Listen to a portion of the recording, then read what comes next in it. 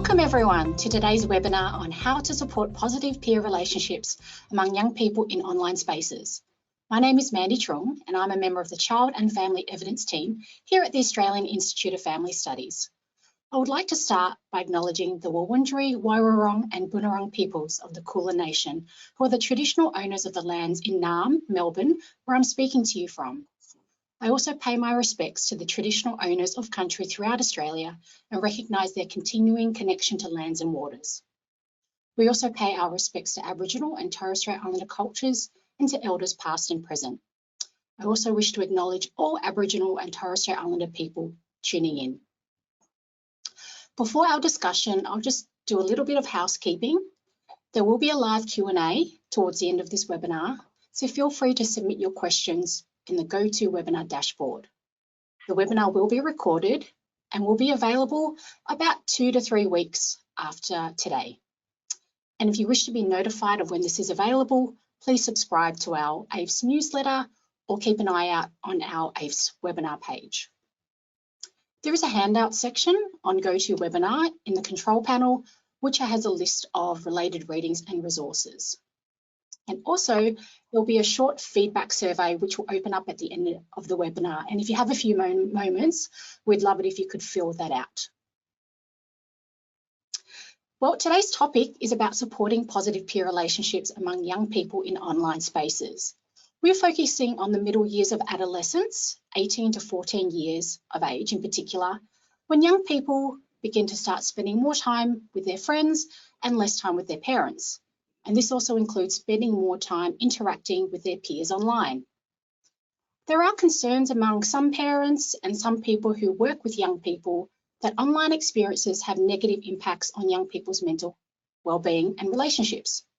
However, young people are undeniably growing up in a digital age, and being online is a part of life. Research shows that there's a strong association between peer relationships and mental health in the middle years. That is, positive peer relationships are linked to positive mental health. Therefore, people who work with young people and parents and carers have a really important role to play in encouraging and supporting positive peer relationships, which then will also promote positive mental health and well-being. We recognise this is a pretty big topic. However, the webinar will not go into depth on issues related to cyberbullying or harassment. However, our handout includes places where you can go for more information on these topics. Pardon me. So we are really lucky to be joined by 3 panelists today to help us understand this topic in more depth. Their full bios can be found in the handout section of the GoToWebinar dashboard. But I'd like to welcome Dr. Riley Scott, Casey Thorpe, and Hui Dwyer. Dr. Riley Scott is a lecturer in the School of Psychology and Wellbeing at the University of Southern Queensland, working in areas of social, cyber and developmental psychology. Her research focuses on understanding risks and protective factors for youth wellbeing and development in the digital age. Casey Thorpe is the Service Coordinator for Anglicare Southern Queensland's Family Mental Health Support Service and is dedicated to providing care and guidance to empower young people facing mental health challenges. And last but not least, we are joined by Hui Dwyer, a Year 8 student who is here today to provide a young person's perspective on this topic. Thank you so much for being part of this panel. All right, let's get into the first question for today. Let's discuss what we mean by online peer relationships, given our diverse audience and our diverse backgrounds. How might they be different from offline peer relationships and how might they be the same? Let's start with you, Hui. What are your thoughts? I think that online peer relationships are like relatively similar to offline peer relationships, and in the respect that you are talking usually to like a real physical person, and then you need to use similar etiquette that you do in offline interactions, like kindness and respect. And I think that they're pretty much the same, but in a different format, say on social media through comment sections or DMs. But it's like it is talking to a real person. And but being online is also very different in the way that you can really pick and choose who you want to interact with. This could be people that share the same interests as you, people that you don't really talk to in real life, or people that you just think are interesting. And this could be because you don't like talking to people in real life, or because you prefer talking to people online. Yeah. Great. Can you provide an example where you've interacted with people online that you might not have met in real life? I have a really close friend that I started talking to through TikTok, and she is now a real life friend in my school. And I don't think I would have talked to her otherwise if I hadn't like commented on her TikToks or like DM'd her or sent her videos. So I think it's really helpful for expanding your friendships. Fantastic. Thank you for that. Casey, I'm keen to hear your thoughts. Do you think practitioners and others who work with young people quite understand what online relationships look like and how important they are to young people? Perhaps there might be a gap in practitioners' knowledge about peer relationships in online spaces compared to offline. Thanks, Mandy. That's a great question. And firstly, I'd just like to acknowledge Wei for her bravery for being here. I think that's really amazing. And we should all be really grateful for her sharing her experiences online with us today. And I guess what Wei's saying around young people having online friendships, definitely what she's describing is what we're seeing in practice. So, you know, these relationships could be sort of an extension of peer relationships at school, or we do see people making new friendships online. I think that has really increased over time, and definitely within that age group of the 8 to 14-year-olds, we definitely see that.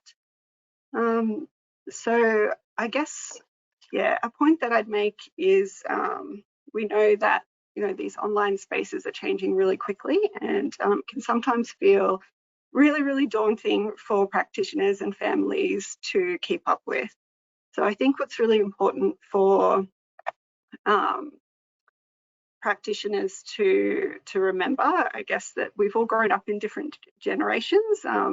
Definitely parents and practitioners grew up in different generations, and technology wasn't as available. So it can be hard for them to grasp how young people connecting in this way can be beneficial, especially because there's so many stories out there that really speak to that worst case scenario. So it does create, I guess, an overall negative outlook on the online world. But I think in saying that, what we do need to remember that with young people, because they're becoming so used to connecting in this way, it's important for practitioners to understand that, you know, it's going to happen, and it's happening more and more. That does mean, you know, that we need to help our young people to really develop good interpersonal skills and boundaries, and to build that social resilience, not only face-to-face with their peers, but also in that online space. And I loved Wei's description around remembering, you know, that there's etiquette and to be kind and respectful. But I'd also, you know, say that maybe what practitioners need to know is that those relationships are also equally valid for young people, whether they happen online or face-to-face. I think that's a really important thing to remember too. Thanks, Casey. That's a really important point, understanding that different generations have grown up in a different way, and to try and really understand how young people are experiencing their friendships and peer interactions, whether online or offline. Thank you for that. Riley, bringing you into the discussion now, how do you think research at the moment considers online relationships versus offline ones? It'd be great to hear your point of view. Yeah, absolutely. Thank you, Mandy. I'm probably going to touch on a few things that Huey and Casey have already talked about, because the way that we think about online relationships in research, and to give you a little bit of context, a lot of my research so far in my career has been specifically focused on how we develop and maintain our friendships in face-to-face and online contexts. So the way that we see this happening in the research is in 3 key ways, really. So the first way that we think about online relationships and interactions is where we actually developed or initiated our interactions with other people. So like Hui said, some of our relationships are initiated in face-to-face settings, and then we interact with those friends online or offline. Some of our relationships, especially among young people, and like Casey said, we've seen this happening more in recent years, is that the relationships are exclusively online. So what that means for the way that we approach these in research is that we really need to consider who young people are interacting with. And what we know from research is that for most young people, most of the time they're interacting with friends that they have met through school or in some other face-to-face setting. So there is a lot of concern, and I would as well like to reflect what Casey said in terms of how daunting it can be, how unknown the online environment or the internet and social media can seem. And I imagine, you know, we have educators, parents, practitioners joining us today in the audience. Some people will be quite unsure about and concerned about online interactions. And from a research perspective, I would just like to highlight that, you know, the online space is typically seen as just another social context that we can really meet our social needs through. So another thing that we consider in terms of research and how we understand online interactions is, like what Hui and Casey have already said, we look at the emotional intimacy in the relationships, the amount of social support or the perceived quality of the relationships that we have, the frequency of interacting with friends online and face-to-face. And we know that online contexts are so accessible and there's a lot of convenience in terms of interacting with friends there. So a lot of the time we are looking for those kind of key qualities of relationships that we have with other people. The last way that we really think about online interactions is really to do with what the online environment has to offer as well. So because some of the reasons that the online environment does seem a bit daunting and uncertain is because it is actually quite a unique social setting. So there are specific features and affordances of the online environment that we just don't get when we interact with people face to face. So I'm talking about things like reduced nonverbal cues, where if we're interacting purely over text, we can't read tone of voice. It's a lot harder to imagine what somebody's body language or responses are to our messages. That creates quite a distinct social environment. Another example of one of the features is that even if we're interacting in what's called instant messaging, a lot of the time our interactions aren't actually happening in real time. So that gives people a sense of control over their interactions, where they can spend a bit more time revising or crafting their responses and really thinking about their self-presentation online. So those, you know, features and affordances of the online context really do have important implications for how our interactions online play out differently to how they happen in face-to-face settings as well. So those are the three kind of main things that I would say that the research focuses on in this space. Great, thank you. That's a really thorough overview of quite a in-depth space, and I guess sometimes research can kind of might struggle a little bit to keep up with all the changes in technology and so forth. So that was, yeah, really fantastic. Yeah, I've definitely been in a situation where I've DM'd or instant messaged someone, and maybe the tone can be quite tricky to interpret. I'm sure a lot of us have been in that situation. And I really like the point you made about thinking about quality of relationships as well. So I'm really keen to understand a bit more about, from Hui in particular, what do you think a healthy online peer relationship looks like, and what have you experienced navigating kind of that space, making sure things are healthy for you?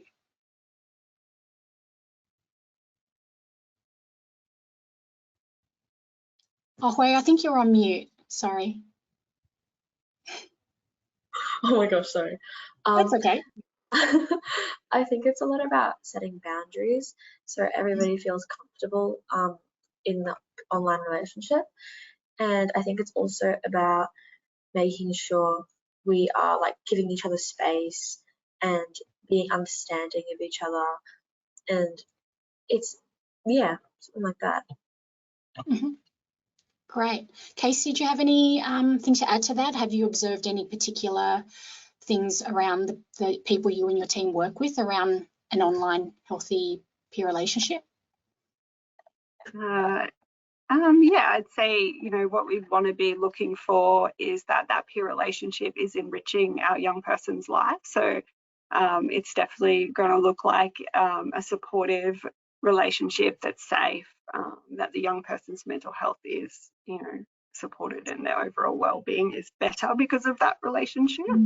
So I think we're looking out, and practitioners would be looking out for that.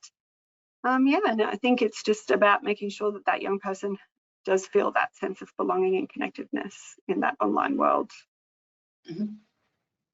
Thanks, Casey. Any further thoughts, Riley, about online relationships? I think, yeah, exactly like Casey and Hui have already said, to characterize a healthy online peer relationship, for us in the research space, it's really about what characterizes a healthy offline peer relationship as well. So one point that I would kind of like to reflect is that for young people in particular, but also for many people, our online interactions now are still considered part of our real life. So we are looking for respectful relationships, relationships that have a positive level of emotional intimacy, social support, shared interests, and things like that. Really making sure, like Casey said, that the interactions are and the relationships are adding value to young people's lives. And, you know, much like we would consider the same to be healthy offline, I think we need to think about that online as well. That's fantastic. Yeah, I think that's really important to understand those fundamentals, whether it's online or offline. So really appreciate those insights. So now on to the next question. And, you know, we kind of established it a bit earlier on, that is really common for young people to be online. So I'm really keen to kind of understand a bit more what the benefits of online peer relationships are for young people, and how does that maybe impact or connect with their mental health and well-being? I'll start with you, Hui, if that's okay. I think it's very important it's quite important for young people to be online, because as adults, I think you probably have seen firsthand how quickly like slang and trends and stuff move. And I think it's important for young people to be able to catch up with all of that and be connected to it, so that they can understand what people are saying in real life, because things that happen online can translate into real life. And most of our like kind of language is created and spreaded online, and it just really helps you connect to as many people as you possibly can. Yeah. So that kind of, people are less likely to feel left out if they're kind of keeping up with all the things that are changing in their lives of their friends and peers. Is that what you mean?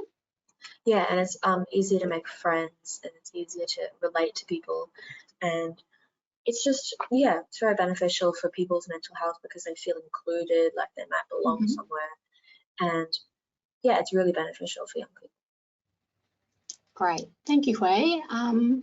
Pass over to you, Casey. Do you have any other thoughts on what you've seen from a practitioner point of view about the benefits of online relationships for young people? Sure, I loved the way that Wei explained them speaking a different language, because definitely that's what we see from a generational perspective.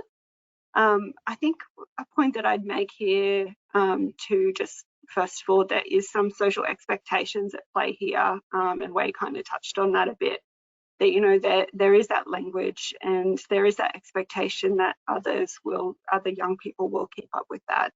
And I think a point I'd make there is that it can be quite isolating for a young person who isn't connected in that online space. So they may feel that they're not fitting in with their peers. So that's just something to consider, I think, for practitioners to think about there. And I think, you know, because of that social expectation, it is actually quite normal for young people to want to connect in this way and get that sense of connection and belonging with their peers online. So yeah, I think that definitely what we're seeing is young people who, you know, may have disengaged from mainstream schooling, or may have some neurodiversity, who find, you know, that it's a great way to stay connected with their peers who they may not see every day anymore. And also, you know, for those children or young people with neurodiversity, it's a good way to communicate, because it kind of eliminates some of those socially anxious situations. So in our work, you know, we definitely see the benefits for young people when they have those healthy interpersonal boundaries, and they understand sort of what's okay and what's not okay in a relationship. So I think, you know, what we see is when parents and have those conversations with their young people about sort of developing those relationship skills. And yeah, that's always a good protective factor.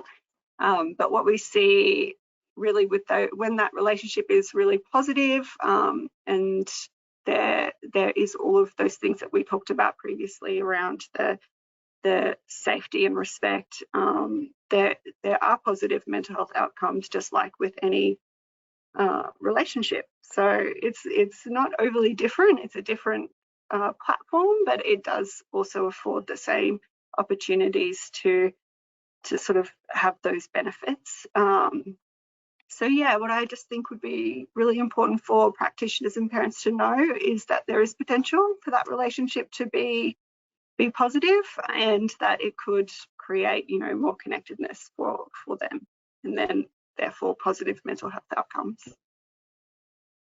That's great, Casey. Just makes me think about my own situation. I've got 2 kids in this age group as well, coincidentally, and yeah, I feel like it's a balance, and it's really important to keep in mind these benefits rather than just perhaps focus on the negatives or being, you know, worried and concerned. But yeah, really kind of remembering that these relationships have, you know, a lot of benefits for people to interact, being included, and having positive wellbeing impacts as well. So really appreciate your insight.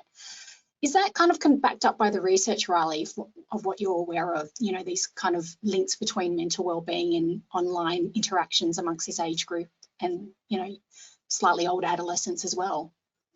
Yeah, absolutely. What we really see in the research is that when young people engage intentionally on social media and on the internet with the purpose of, you know, maintaining and supporting their relationships, there are a whole host of positive benefits for them in terms of their mental health and well-being. So one of the key things that I do encourage people to keep in mind when engaging with social media is really thinking about actively using it for your relationships. Social media are fundamentally social. If you use the tools and the opportunities online to connect, there are real benefits for that. And we do see that playing out for young people. Young people outside of school, obviously, are actually now more likely to interact with their friends online on a day-to-day basis than they are face-to-face. So this is not something that will go away. Often I think when people think of safe or healthy internet and social media use, they kind of think of less use, but there is a lot more to it than that, because young people, and I mean, as adults as well, we're not just going to stop going online now. So like Casey reflected just before, in my research as well, I've seen young people describing the internet and social media as a really convenient and easy way to maintain relationships if they've moved schools, if they've moved interstate, or in situations when it's just a bit harder to see people face to face. I don't want to bring up the pandemic, but that was a fantastic example in the last few years of how we all collectively really started to understand the potential value of online interactions for relationship maintenance. So young people are really actively involved in that space, and I think it's very important to really understand and reflect that as well. A couple of other things that I would just like to touch on in terms of benefits. I think Casey already mentioned a little bit about some social vulnerabilities and things like social anxiety. We do see some real benefits for young people who are vulnerable in terms of things like experiencing social anxiety or even loneliness. When they interact online for their friendships, they can, you know, feel more connected, practice those social skills and interactions, and then feel a sense of confidence moving off into face-to-face interactions as well. For young people who experience social or developmental vulnerabilities, it is really important for them to find people with shared experiences, common interests, and to, like I said, to practice social skills. So all of those things can be really beneficial for a sense of belonging and connectedness. And one of the last points I just wanted to make in terms of what the research shows is, as we know, teenagers and young people, they're really grappling with identity development. So young people are asking all of those questions of who am I and how do I fit into the world and what can I contribute to other people? And like I said earlier, the online environment is really a space that offers a lot of opportunities to explore those questions. So having a solid sense of self through adolescence really sets us up into adulthood to be functioning, well-adjusted adults with positive mental health and well-being, and using the online space to kind of try on a few different senses of selves or to test out what feels like a good fit for young people can also really be beneficial. So there are, a lot of benefits in the space that I think can be quickly overlooked when we think about the negatives, but there are benefits and risks, and it's about supporting young people in achieving those. Fantastic. That's really positive and good to know that these experiences are backed up by the research. Actually, wouldn't mind coming back to Hui just quickly, because Riley, you mentioned the pandemic. Hui, with the pandemic, how did you experience navigating the online space, and did you find any benefits from that as well? I remember being limited in my online use, like being on social media. Like obviously I had to be online because of school and schoolwork and stuff, but being on social media I was kind of limited. And I remember we added each other to Google Slides and we talked on a Google slide. So I think it's important to give your child access to things, especially in like situations such as a pandemic, so they can connect with the peers that they have already made or make new ones so that they don't feel so isolated. Fantastic. Yeah, and I think, yeah, what was pointed about social anxiety, I think there is a bit of concern and news that anxiety is increasing amongst young people. So knowing that there are options via online to actually help with those kind of situations is really good to know as well. So and we touched on it a little bit, but there has been negative commentary. I guess we can all admit that, or have all seen that, about online interactions and, you know, how detrimental they are. And I think a lot of people from the audience are keen to kind of understand this, unpack this a bit more. So, and perhaps, you know, the online negative commentary might take away from real life friendships. Yeah, I'm keen to know what's your experience been in this space, Hui, about, you know, negative commentary and, you know, how to deal with those and how maybe to protect yourself from that negativity. Like negativity is in like actual negative content or taking away from in real life relationships? Sorry, probably wasn't being clear. Yeah, so having negative experiences online. How does I that think play that, it is relatively common, or like it's kind of inevitable to like have some sort of negative interaction or experience online. But I don't think it should discourage young people or parents from letting their children go online, because even if they do experience that, it's a good educational like experience or a learning experience. And I think it's really important to educate children as they're coming into the online world to like find ways to handle it and how to discuss it with their like guardians so that they can feel safer online and so that they can avoid it in the future, like blocking people, removing yourself from situations, just trying to prevent going onto a side of the internet that you might not want to see. I think it's really important. Education is really important. Yeah, I think that's a great point, you know, understanding it and knowing the strategies to put in place when, if there are kind of negative situations happening. I'm just wondering, have you experienced anything, or your friends or peers, people you know of who have experienced a sort of a negative interaction that had to like involve adults or other people? An example I can think of is there was this one time, this wasn't me, this was some friends that I had. They were on this group chat on, I think it was Snapchat, not anything against Snapchat, but and there was some content on there that was being shared on this group chat that was really horrible, and people were like feeling uncomfortable and unsafe on the online thing, and they brought it up with their adults, and I think they took it to the police. Like the police took the stuff down, did research on it, and they were given like a speech at school and just a lot of education to prevent it from happening in the future, and to make sure that they know that it is okay to talk about any negative like interactions or experiences that you have online. Do you think your friends learnt some important lessons from that kind of experience? Definitely, to think about what you're saying or doing online, and to think about whether it's worth it to be in a space if you don't feel safe or comfortable. Yeah, I think they're really good tips, and I think sometimes online interactions can happen quite quickly and things can happen without, you know, a lot of thought, because we're often reacting to stuff. So yeah, I think those lessons are quite good for all of us in general. So thanks for sharing that experience. So Casey, I'm wondering what you and your team have experienced working with young people who might have had some negative kind of situations when being online.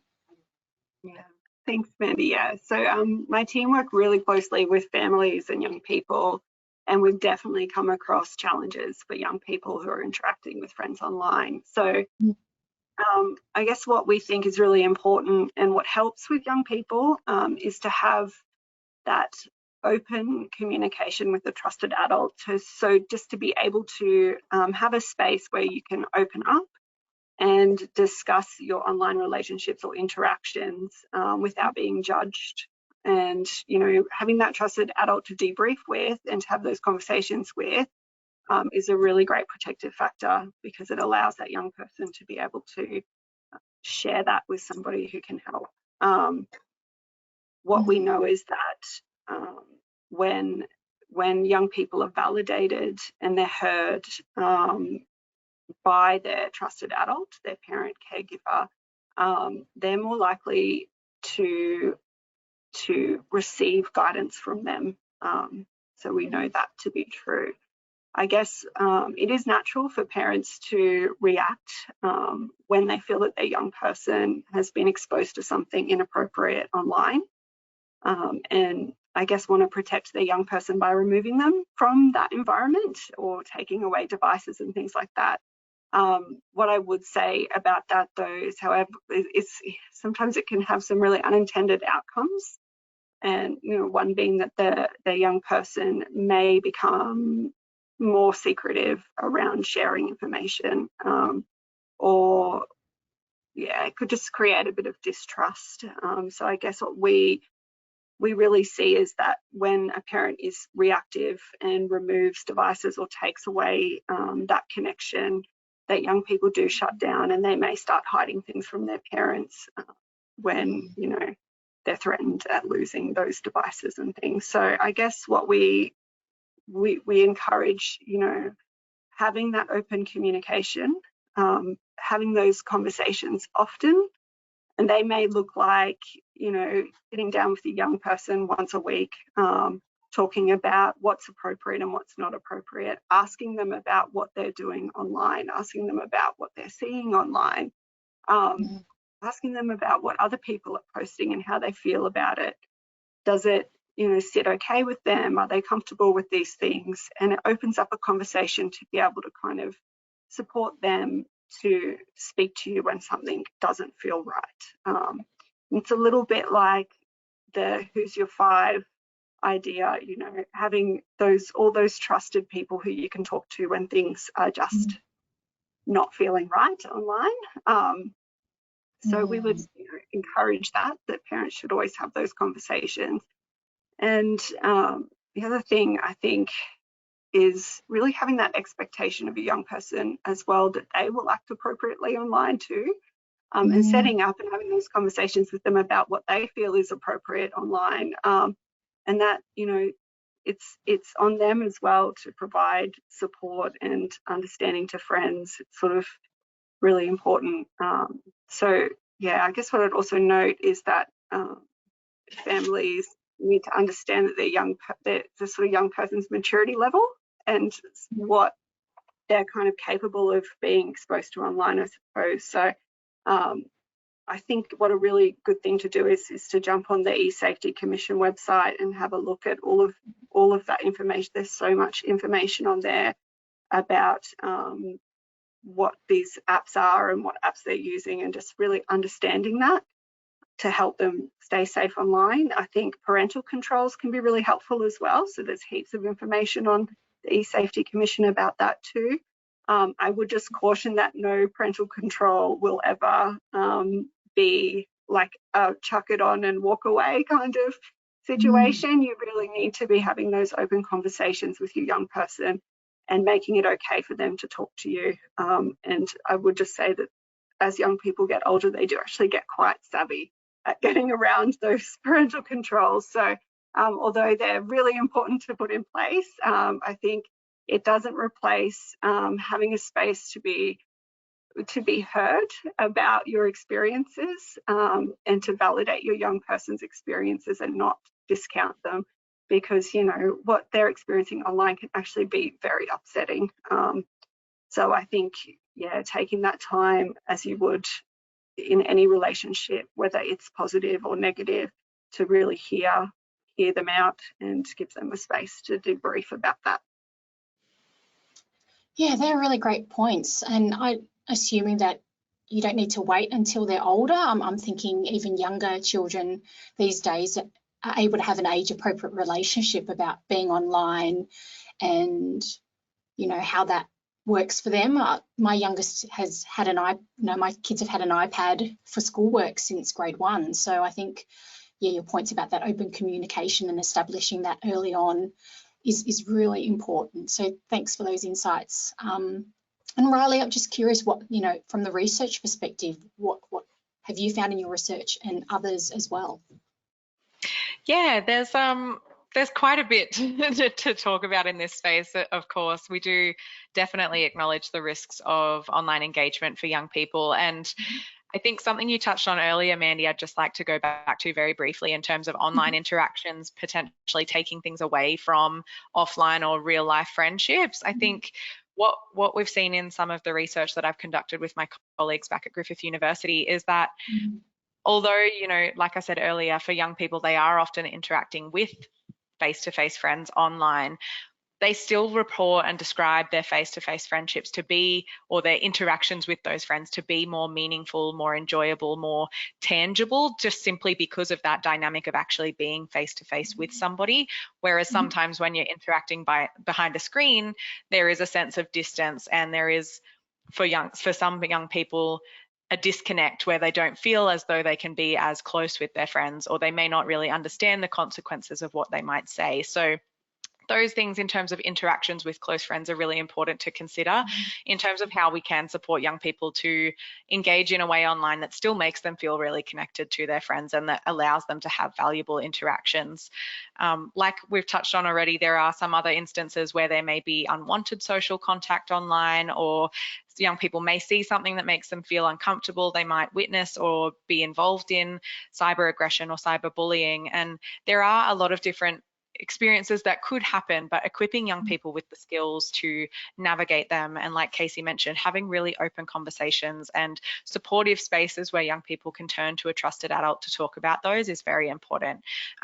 Without having that, there is the risk of negative experiences online being associated with things like anxiety and depression, as well as just fluctuations in mood and experiences of negative moods like frustration or worry. So those things are really important to keep in mind. But yeah, reflecting a little bit in terms of what we can do to support young people if they do experience negative things online, or how to avoid negative experiences online, is really to think about the skills that they have. So I would never have driven a car if I hadn't received any training in it, you know, any kind of support from my parents that taught me how to drive a car. I think because the online environment, young people are growing up with the internet now, but we really need to be careful not to just assume that they have the skills to navigate the online context. So actually providing support, like we've talked about, and like Casey said, having conversations with them, checking in with young people to see what they are experiencing, how they feel about it. And if there's anything that they want you to do, gives them a sense of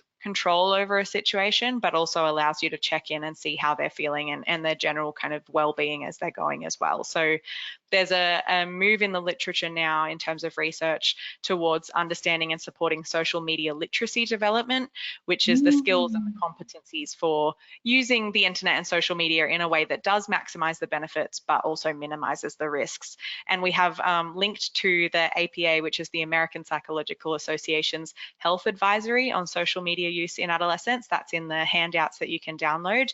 There's a lot of information in there about, you know, having conversations with young people as well, and on the eSafety Commissioner's website too, about what can be done to really support those skill developments and to help parents and give some practical guides in terms of actually having those conversations and providing that support.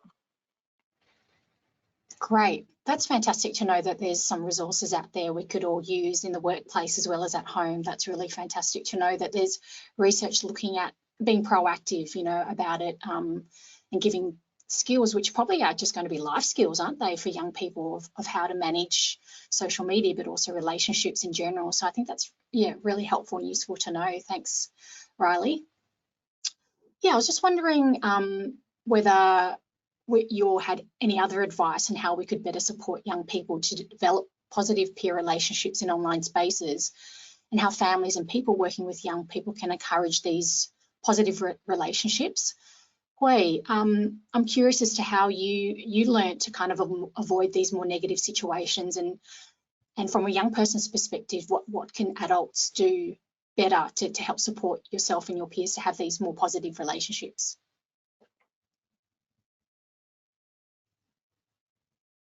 Oh, Hui, I think you're on mute again.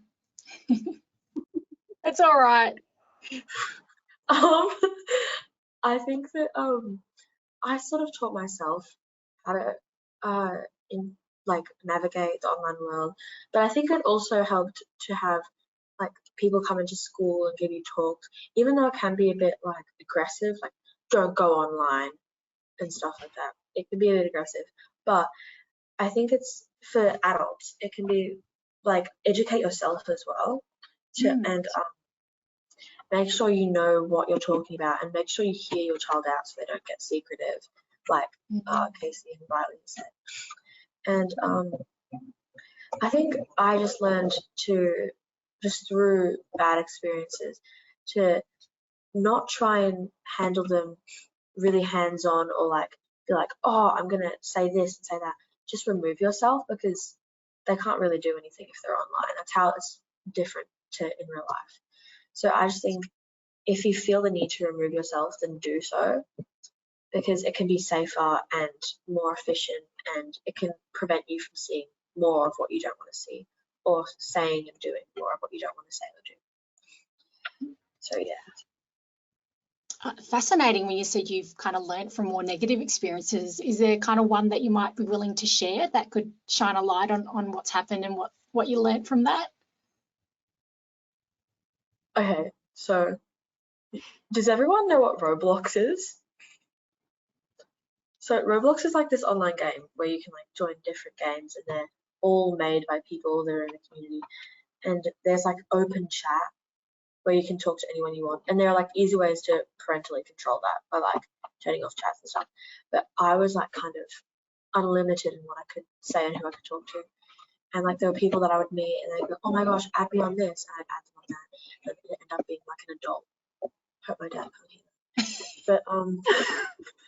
But I just learned that some people are just messed up online, and if you aren't part of that group, then you can remove yourself from being part of that group really easily through, like, as I said before, blocking, and like, yeah, it is easy to get into those situations, but it's also easy to prevent them from happening and to prevent them from going too far.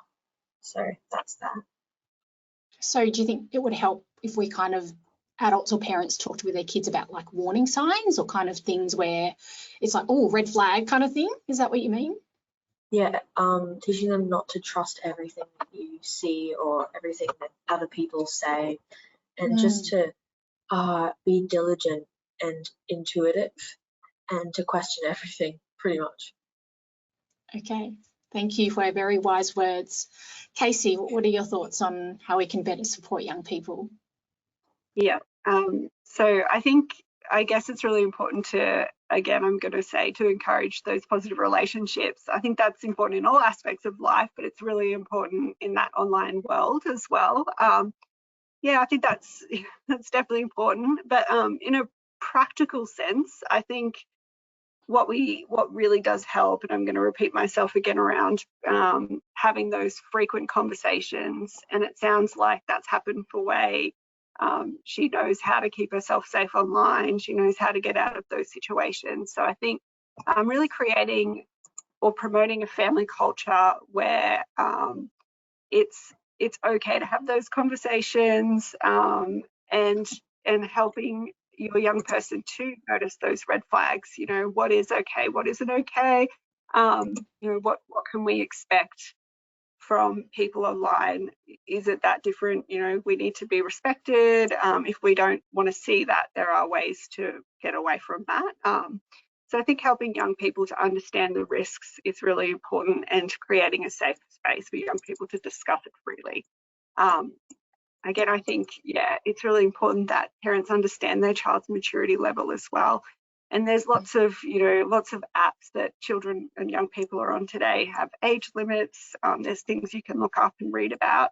So yeah, I think the potential for harm is obviously there, but those conversations, if they're frequent enough and if you're helping a young person to really understand, it can mitigate those risks, and it can help your young person stay safe online. I would recommend, parents staying as involved as possible in those things. It's interesting that Way brought up Roblox. I have a Roblox account. There's 3 young people in my house, so they're all in this age group, so 8 to 14. We all play Roblox together, so me and my partner both have an account. It's something that we do as a family, and we do it frequently.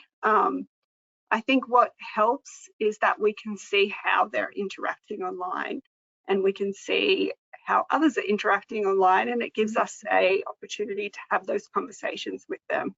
So I think parents being involved in their online world is really, really vital. Whether it's just sitting next to your young person whilst they're playing, it's about asking questions, it's about really trying to understand what they are doing online. I think that's really important to have a look into what they want to play or what they want to use, what sort of apps they're on, before you allow them to download it, so that you can make that assessment about whether this is okay for them or their developmental age. I also think, when young people are seeing, inappropriate things, again, it's really, it is going to happen. It's really important that they do have that safe adult to speak with. And, it's important to also have limits around these things. It's so accessible, and there's no denying that. We have limits around our Roblox use. Like Wei was saying, we don't just allow our children to add anybody. They have to be somebody that we know, a friend from school, maybe, a friend, family friend, something like that. We have limits about how long they can spend on these things as well. So we definitely have those things in place. It's important that you understand that, because like Riley was saying earlier, we cannot just assume that they know, and that they can navigate these things on their own. So yeah, I think that's really important. And yeah, I think what we know is, when a parent has that online, like that involvement in their young person's online world, we will see better outcomes. And I think also, I read an article the other day on the ABC, which was about a research project that was released from the E-Safety Commission again, and it was around how young people and children actually want their parents to play with them online. So it's a really interesting read. Yeah, I think, it creates an opportunity to be together as a family. And I think, those open conversations are really, really important. Great, fantastic advice, Casey. That's a lot of food for thought. Riley, just before we go into the live Q&A, just wonder if you had any kind of further advice to provide the audience on this topic. Yeah, absolutely. I'll be repeating a little bit of information, but I can also add some extra insights into this. Research shows, the open communication, like we've touched on a couple of times already, setting social media limits and boundaries, and guidance from adults around the internet and social media use. These are the really top 3 predictors of positive outcomes online, including engaging in healthy relationships for young people. And I think the setting social media limits and boundaries is quite an interesting topic as well. It does play in a little bit to what as adults we model to our young people. So if you're saying to your young person, you can't be online at night in your bedroom, yet you're going and doing the same things, they start to wonder what is appropriate and when they can kind of push the boundaries a little bit. So being really mindful of our own engagement with the internet and online interactions is very important, to actually show young people how to engage in a really safe and healthy way. I think other things that particularly relate to positive online interactions is helping young people to identify what makes their face-to-face interactions feel positive and feel connected and feel really supportive, and helping them to identify how they might replicate that in the online environment, how they might maximize on the different opportunities that they have online, whether it is directly messaging someone, whether it might be providing support through liking content or things for their friends, and actually how they can use those online interactions in a really positive way. Something that you touched on just briefly before, Mandy, was being really proactive in this space. And I think that's really important to stay on top of. So being proactive in terms of helping and supporting young people from a young age.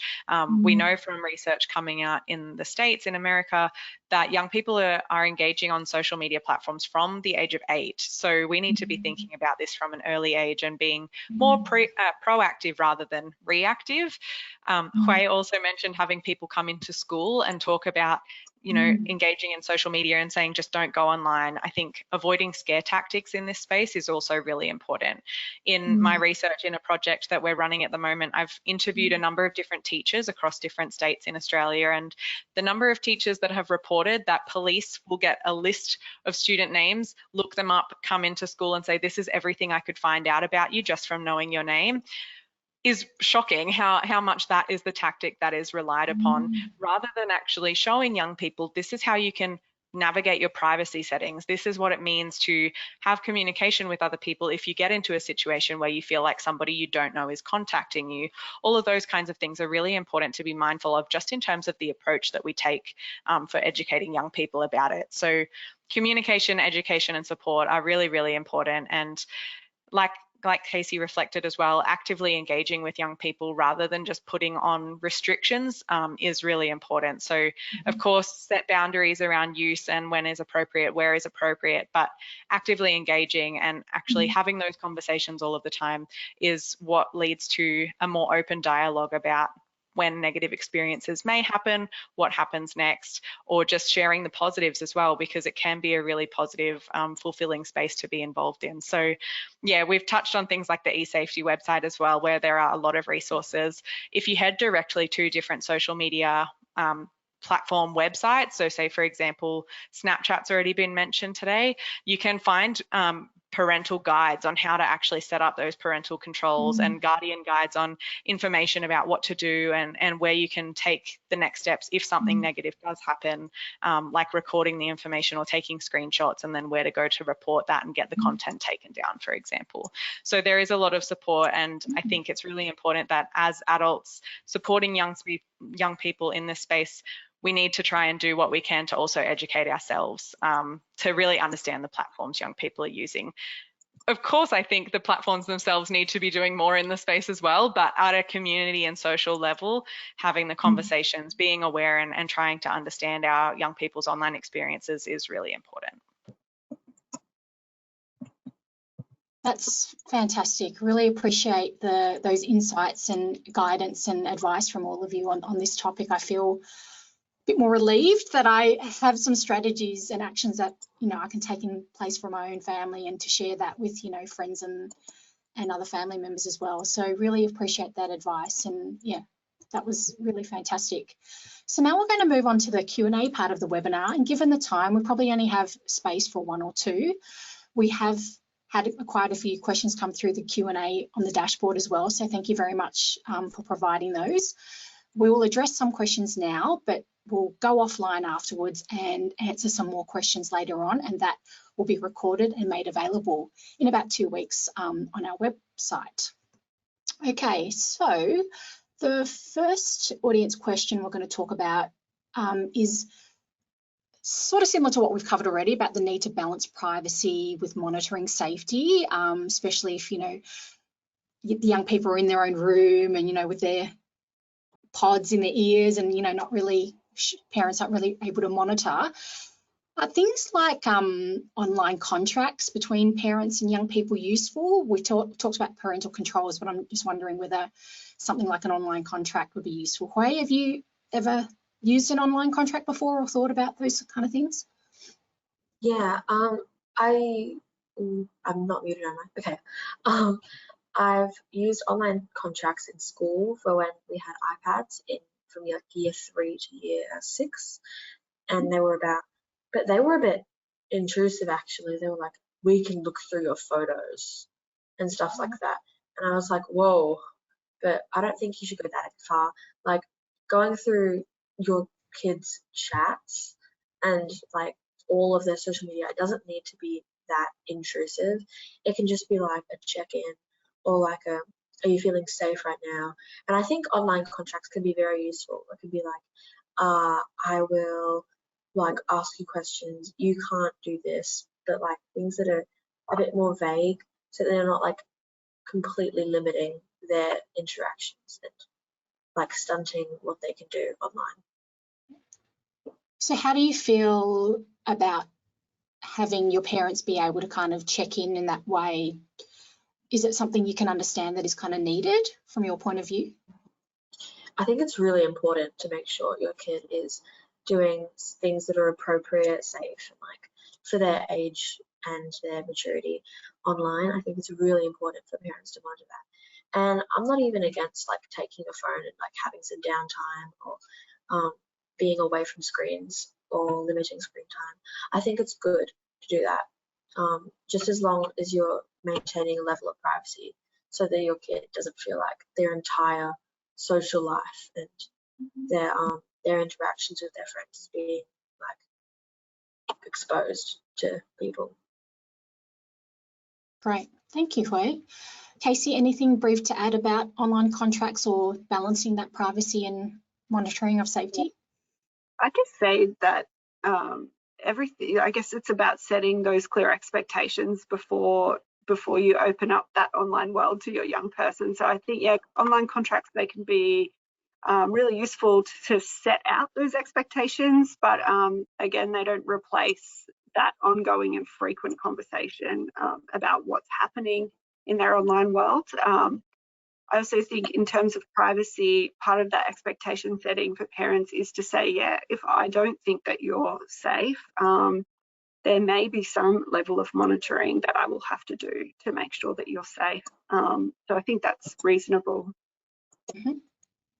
And Riley, any other points to add on that topic?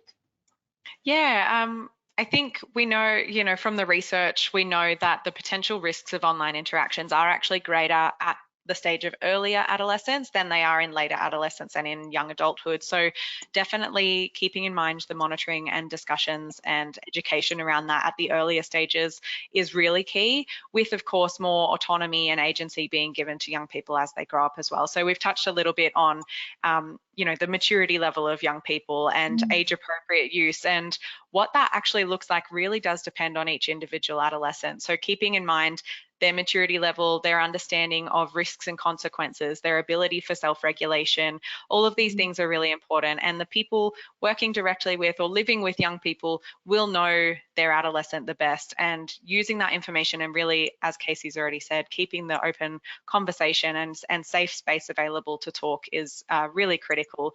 I think just one note on the online contracts as well. Of course, setting expectations and boundaries and having conversations is really important. I would just be mindful of the language used. So say, for example, we use the word online contracts.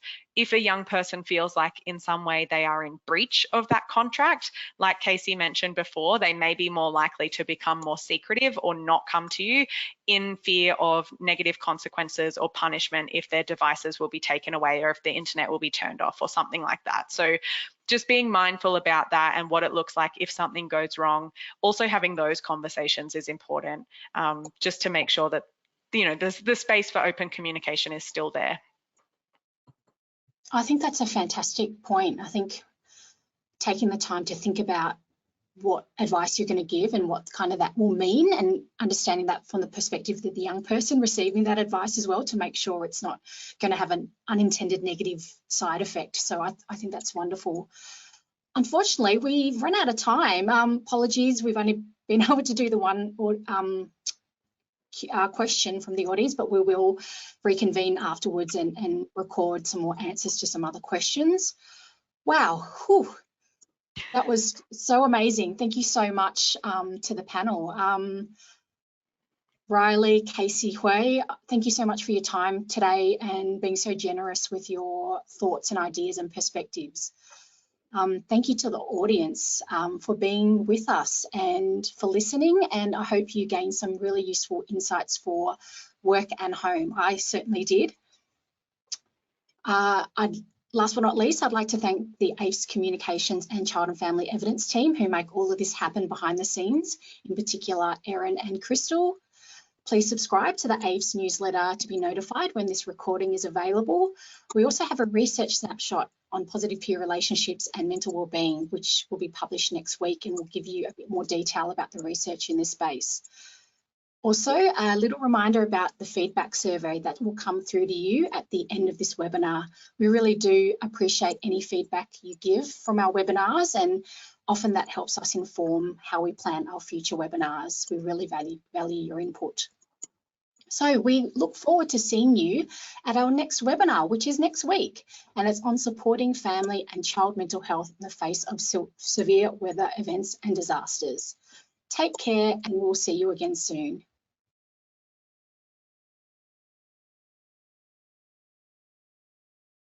Welcome back to our Q&A. We're going to talk through some questions that came through the live webinar through the audience dashboard. Welcome again, Riley, Casey and Hui. Our first question is, how do online peer forums and interactions help build confidence among young people in these interactions, but also in offline interactions with other peers and non-peers such as adults and parents? How about you first, Hui?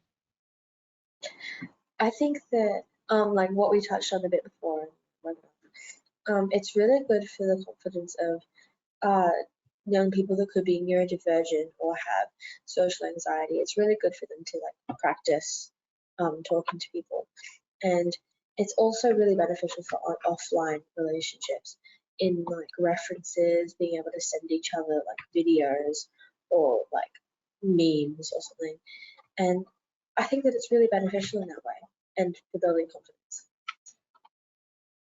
Great. Casey, what are your thoughts on this? I'd just add to Wei there saying around, you know, there's a lot of validating factors with online interactions. It's continuing that interaction into home time. That can be really beneficial.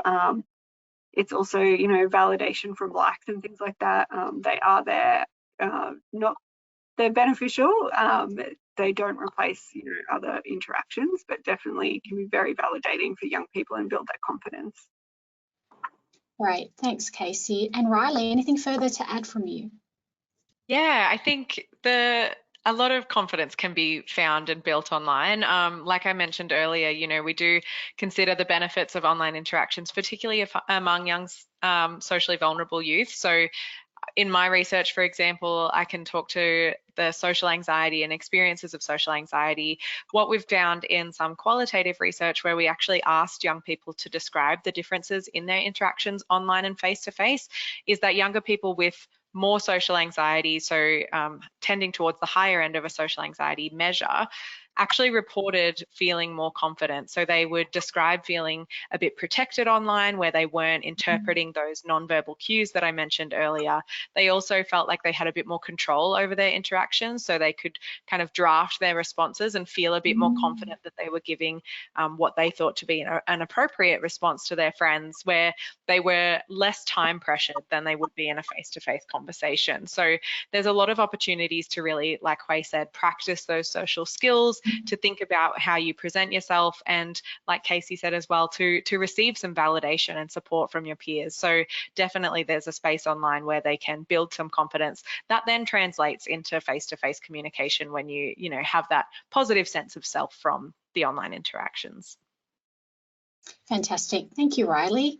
And my next question and final question is, what advice can you give practitioners and parents who may be noticing a young person who's online quite a bit and possibly becoming disengaged or disconnected with their family in real life, or even interfering with other activities such as sleep? I'll start with you, Hui.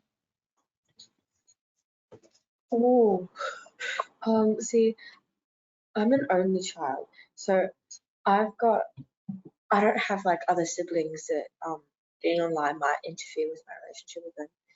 But I do agree that some children start to disengage with their families for interactions online instead. And I think Casey covered this in the webinar. I think it's really important to set a good example for your kid and not also be disengaging with social media, because that does happen a lot for parents, and I think it's okay because I do it. But I think it's also really important to like find strategies that might work for you, like making things less interesting, like making a black and white screen is what someone said before, and just knowing what you think will help you or help your child, because you know your child the best. Great, fantastic advice, Wei. Thank you. Any additional thoughts to add, Casey? Yeah, this reminds me of a story that one of my practitioners was telling me about the other day around a young person he's working with. So she's been having a bit of trouble sleeping at night and didn't sort of have the best sleep hygiene. So we started to explore what that looked like for her. And she let my practitioner know that she's on her phone at night time, and she's often talking to people who she speaks to online, and he sort of dug into that a bit more around how many people are you speaking to online, and she says she's actually speaking up to 50 people online at a time. So really extensive amount of people and a lot of interaction, which is quite distracting. So he had a really good way of speaking to her about that. He said, imagine that you had 50 people standing in your bedroom, all wanting your attention, all wanting your responses to questions, to things, and imagine what that would feel like. So, through that activity, she was sort of able to identify that it would actually be really hard to relax in a room that was full of people wanting all of that attention from you. So yeah, it was a great way. I really loved the way he approached that with her, and from that, it opened that conversation around how do we, limit that. Like we taught her about the do not disturb settings on her phone, things like, setting those healthy boundaries with friends that, this is my bedtime, this is when I'm not available, and really having those good interpersonal boundaries. Yeah. Thanks, Casey. That's a really powerful example and case study. Thanks for sharing that. And finally, Riley, any thoughts to add, please? Yeah, I think it can be really challenging to navigate how much time is too much time online when it does start to interfere with our relationships at home, our sleep times and boundaries around that as well. So I think, I'll speak to briefly what the research says in the space, and we do see from young people a lot of reports about the convenience of online interactions leading to a sense of pressure to always be available. So like Casey said, feeling like you have to respond to everybody and feeling like you need to be available as soon as a notification comes up on your phone, it can be very overwhelming. And practical advice around that would be to set quiet hours. You can set your time on your phone where notifications just don't come up, or use do not disturb, to actually limit just the number of times. There's many reports of adults and adolescents experiencing ghost notifications where you just think your phone's vibrated, so you go and reach for it and grab it. And that kind of sense of urgency to respond and to be available is a real thing. There's also a concept coming out in the literature called technoference, which is the interference of technology in our relationships. Some people also call it phubbing, which is snubbing people with your phone. So yeah, it's really interesting to think about the fact that these are such common experiences that it's now really coming out in the research, and we do develop terms to refer to them. Setting the boundaries and really thinking about what it means for your quality of your relationships face to face does help sometimes to engage a little bit more mindfully and intentionally with the media and your phone or social media when you're using it, but also to set boundaries and really think, okay, I want to be present, I want to be here in my interactions when you are face to face with people. So having those conversations again and really thinking about the expectations of what it means to maybe sit at the dinner table together at night without phones, and to have time in your bedroom at night where you're not on your phone before you go to sleep. Those things are really important to be navigating, and definitely should be part of the conversations around safe and healthy social media and internet use. Great, that's wonderful. Thanks, Riley. I learnt some new words. Certainly our culture has shifted a lot, hasn't it, in recent times? So that's all really useful advice. Thank you again, Riley, Casey and Hui. I really appreciate your time today and answering some extra audience questions. Thank you very much. See you next time.